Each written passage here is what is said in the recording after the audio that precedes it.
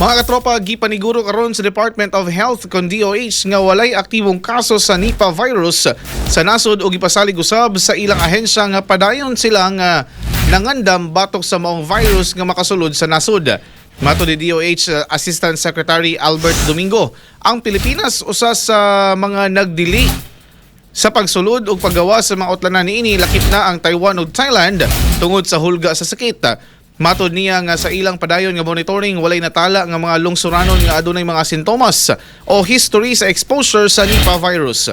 Gipasabot sa tigpamaba nga base sa datos nga gihatag sa India, duha ra ang kumpirmadong kaso sa virus sa ilang nasod diin na trace ug na-isolate na usab nila ang hapit 200 ka mga tawo nga ang tanan giingon niya nga negatibo sa virus o gituuhan nga contained karong panahon na.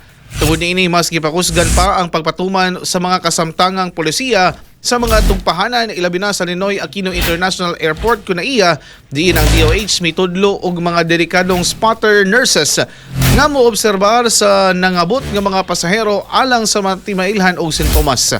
Gawas niini gipakatag usab ang paggamit sa terminal cameras nga automatic nga mobasa sa temperatura sa lawas sa mga pasahero, samtang gikinahanglan ang pag-fill out sa mga e-travel documents sulod sa 72 ka oras aron mailhan ang mga nasod nga gibisitahan sa mga pasahero nga moagi sa terminal.